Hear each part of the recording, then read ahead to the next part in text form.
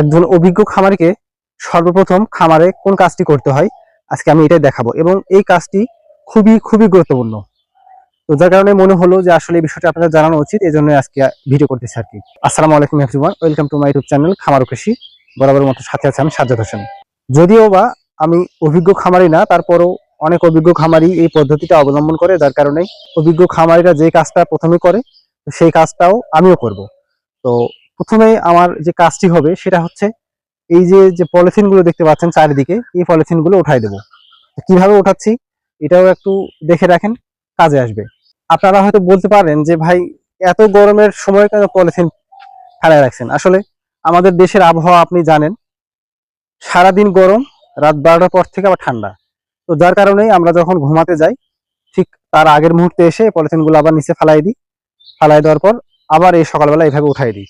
তো এইভাবে উঠানোর একটা সহজ পদ্ধতি হচ্ছে এরকম সাইজের, যদি আপনারা, আমরা কাবারি বলি, এটা বাঁশের তৈরি, এরকম করে নিতে পারেন, তাহলে সবচেয়ে সুবিধা হয়। তো এখানে অনেক বড় বড় খামারিরা কিন্তু আপনার অটোমেটিক যেগুলো তিরপাল আছে এগুলো টান দিলে একাই উঠে, ওইগুলো করা যায়, কিন্তু আসলে এটা করতে সময় প্রয়োজন, যার কারণে করা হচ্ছে না। ইনশাল্লাহ আমিও করবো ভবিষ্যতে। এইভাবে নিয়ে এটা এইভাবে আটকাই দিলাম। খামারের ঝামেলা কমাতে যা যা করা উচিত আমরা তাই তাই করব।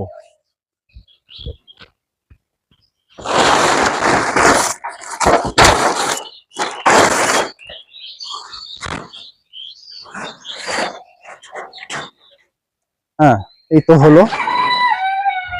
এখন অনেকের কাছেই এই কাজটা একটু ঝামেলা মনে হতে পারে।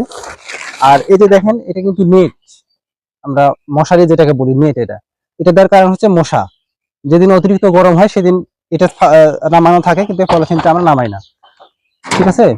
তো প্রথমের দিকে আমি এই মশারিটা কিন্তু ভিতরে ব্যবহার করতাম, খামারের ভিতরে নিচে মেঝেতে আপনারা দেখছেন। তো পরবর্তীতে অনেক ছাগল যখন হলো তখন ওই প্রতিদিন আপনার এই নেটটা ধরে নিয়ে এসে ফালানো, এটা আমার কাছে একটু মানে কষ্টকর মনে হচ্ছে। যদিও বা কষ্টের তেমন কাজ নয়, কিন্তু আমার কাছে বিরক্ত মনে হচ্ছিল। তো যার কারণেই চারিদিকে আমি এরকম নেট দিছি, আমার মশার জন্য কোনো টেনশন করতে হয় না। ঠিক আছে। আর আপনারা হয়তো দেখতেছেন, এই যে দেখেন বাঁশ, আপনাদেরকে একটু ভালোভাবে দেখাই। এই ঘরটা কিন্তু আরো উঁচু করতে পারতাম, সামান্য ঝড় হয়েছে, বাঁশগুলো কিন্তু এদিকে এসে পড়ছে। তো এই বাঁশগুলো এখন আমার কাটতে হবে, যার কারণে আমি বেশি উঁচু করতে পারিনি। তারপরেও যা করছি এটা আর একটু বেশি করলে ভালো হতো। একটা বিজ্ঞানসম্মত ঘরের যে চালা সেটা হচ্ছে 14 ফিট উপর থেকে থাকবে, তাহলে সেখানে গরমটা ছাগলকে লাগবে না, আর ঠান্ডাটাও ছাগলকে লাগবে না। আর একটি বিজ্ঞানসম্মত ঘর কত গুরুত্বপূর্ণ এটা একমাত্র খামার যারা করতেছে তারাই বুঝতে পারবে। ঘর যদি আপনার ভালো হয় ভাই, সেখানে ঝামেলা বলে কোনো কিছু থাকবে না, অনায়াসে আপনি সে কাজগুলো করতে পারবেন।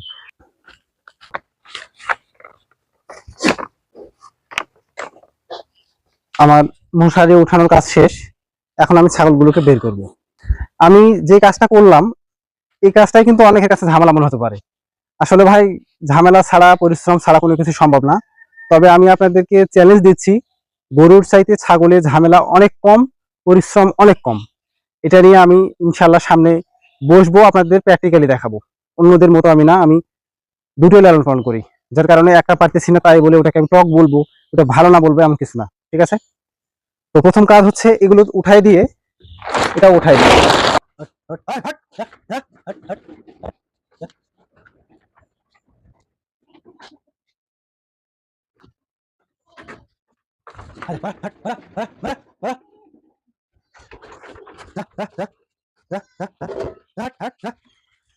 কোনো কথা নাই।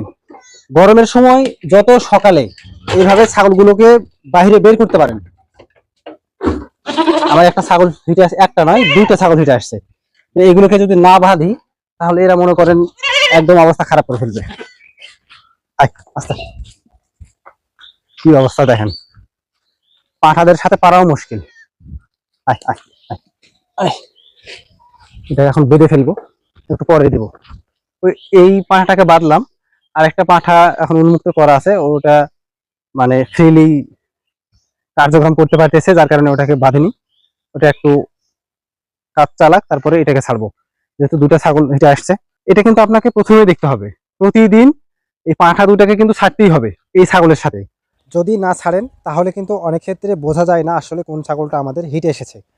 তো যার কারণে আমি সকালবেলায় তাদেরকে ছাড়ি। আর ছাগলগুলোকে খুব দ্রুত বাইরে বের করে দিয়ে আগে লক্ষ্য রাখতে হবে আপনাকে এই মাথাটা কেন লক্ষ্য করবেন সেটা বলতেছি।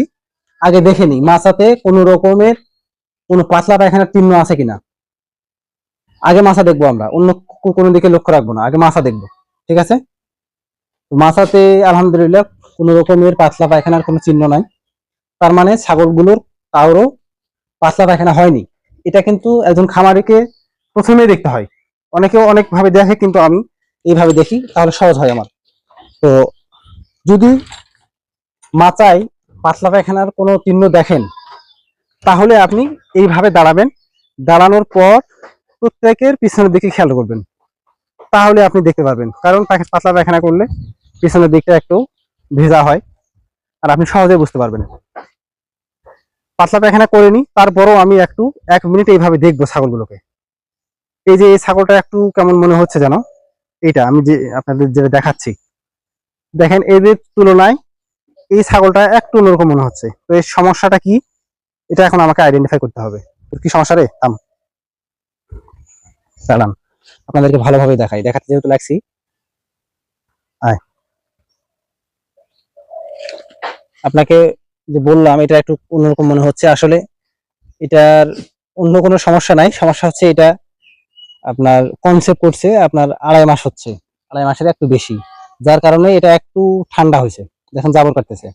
তো আপনাদের যেটা বলতেছিলাম, দেখেন জাবর কাটতেছে, তার মানে এটা অসুস্থ না, এটা একটু শান্তশিষ্ট হয়েছে, কারণ এটা প্রেগনেন্ট আছে, অন্যান্যদের মতো লাফালাফি করতে পারবে না। ঠিক আছে, তো এইভাবে আপনারা প্রথমে মাথা দেখবেন, তারপরে আপনি ছাগলের দিকে লক্ষ্য রাখবেন। এখন সঙ্গে সঙ্গে দেখলে আপনি বুঝতে পারবেন না, 1 মিনিট এইভাবে দেখবেন।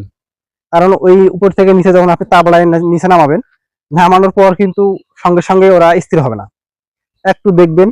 আপনি দেখলে বুঝতে পারবেন কোনটা অসুস্থ কোনটা সুস্থ। যদি কোনো ছাগল অসুস্থ হয়ে যায়, তাহলে প্রথম কাজ হবে আপনার টেম্পারেচার মাপা। যদি তাপমাত্রা বেশি হয় বা 104 ডিগ্রির বেশি হয়, তাহলে আপনাকে জ্বরের ওষুধ তাকে খাওয়াতে হবে।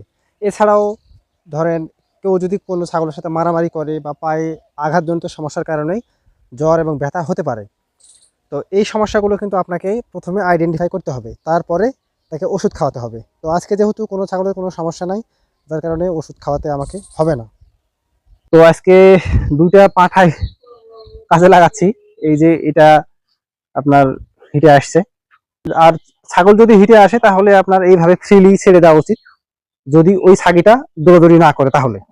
আর যদি ছাগি দৌড়াদৌড়ি করে, যেমন এই ছাগিটা, এটা কিন্তু খুব দৌড়াদৌড়ি করতেছে, যার কারণে একে আগে বাঁধতে হবে আমাকে, বাঁধার পর পাঠা ছাড়তে হবে, তাছাড়া পাঠা কিন্তু অনেক হাঁপায় উঠবে আর কি, যেটা আমরা বলি। তো এইভাবে আপনি প্রথমে ছাগলগুলোকে দেখবেন।